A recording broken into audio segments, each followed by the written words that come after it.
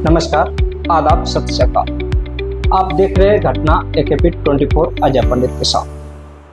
दुनिया हथियारों की होड़ में जल रही है। रूस, Ukraine, Iran, America, Israel, Gaza और अब इस आग में एक नया नाम जुड़ गया है, चीन। चीन ने संकेत दिया है कि उसके पास एक ऐसी मिसाइल है जो सीधे अमेरिका की धरती तक पहुंच सकती है। DF-27। सवाल ये नहीं कि क्या चीन की मिसाइल अमेरिका तक जा सकती है, सवाल ये है कोई उसे रोक भी पाएगा या नहीं। आज बात करेंगे DF-17 और DF-27 और भारत के लिए इसका मतलब क्या है। चलिए समझते हैं ग्लाइड मिसाइल इतनी खतरनाक क्यों है। DF-17 हाइपरसोनिक मिसाइल आवाज से करीब 12 गुना तेज यानी 12 मैक की रफ्तार, लेकिन असली खतरा स्पीड नहीं, इसका ग्लाइड होना है। आम मिसाइल एक तय परवलयाकार रास्ते पर चलती है, रडार उसका रास्ता भांप सकता है, लेकिन ग्लाइड मिसाइल हवा में लहराते हुए दिशा बदलते हुए बढ़ती है, इसलिए पतंग की तरह ऊपर से देखने पर अंदाजा नहीं लगता कि अगला मोड़ किधर होगा। इसका तरीका सैटेलाइट लॉन्च होना जैसा है।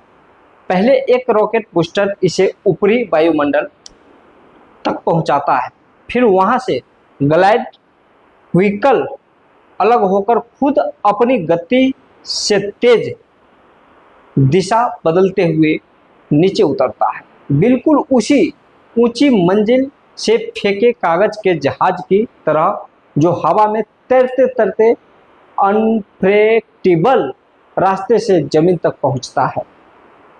यही वजह है कि पेट्रियट या थार जैसे सिस्टम भी इसके सामने बेबस हो जाते हैं।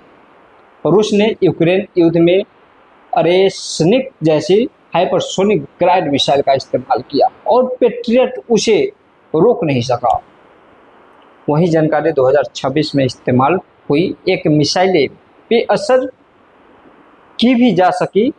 मतलब साफ है, जो ग्लाइड करती है वो सबसे मुश्किल टारगेट है। PLA की 99वीं वर्षगांठ पर चीन ने DF-17 की नई फुटेज जारी की।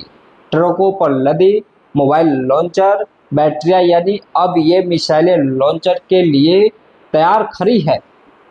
2019 में तियाननमेन चौक पर पहली बार दुनिया के सामने आई इस मिसाइल की रेंज 1800 से लेकर 2500 किलोमीटर, यानी ताइवान, जापान, दक्षिण कोरिया इसकी सीधी जद में है।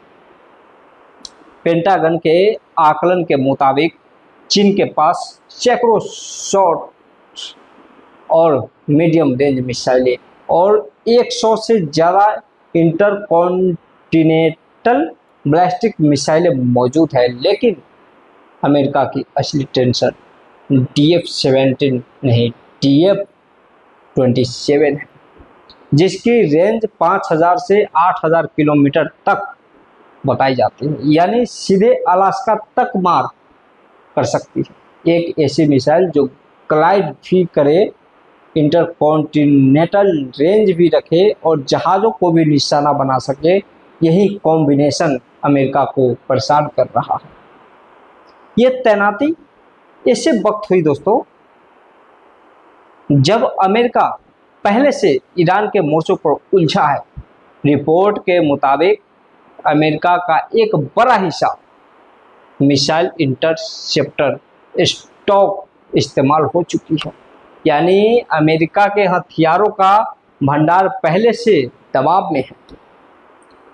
ऐसे हालात में अगर चीन ताइवान की तरफ रुख करता है तो सवाल उठता है, क्या अमेरिका इतनी तेजी से साथ खड़ा हो पाएगा। कितना दावा करता आया है और सिर्फ ताइवान ही नहीं, जापान और दक्षिण कोरिया भी चीन की नज़र में आ सकते हैं, क्योंकि दोनों अमेरिकी सुरक्षा छतरी के नीचे है। भारत के लिए मायने क्या है दोस्तों, DF-70 हो या DF-27, दोनों की जद में भारत का पड़ोस पूरी तरह आता है। ये सिर्फ अमेरिका चीन का मसला नहीं है, भारत की सीमाओं के लिए भी सीधी चेतावनी है। भारत के पास अग्नि सीरीज की हाइपरसोनिक क्षमता वाली मिसाइलें हैं, लेकिन पूर्ण हाइपरसोनिक ग्लाइड व्हीकल टेक्नोलॉजी को लेकर अभी आधिकारिक तौर पर बहुत कम बताया गया। परीक्षण जारी माने जाते हैं। चीन ने बिना अमेरिकी या रूसी मदद के यह तकनीक खरीदी है। यह चुनौती भी है और भारत के वैज्ञानिकों रणनीतिकारों के लिए यह स्पष्ट संकेत है कि आत्मनिर्भर रक्षा तकनीक अब विकल्प नहीं, जरूरत है। तो साथियों, यह है डिफेंस-27 की पूरी कहानी। एक मिसाइल जो सिर्फ रफ्तार नहीं, अपनी अनप्रेडिक्टेबिलिटी से दुनिया को डरा रहा है।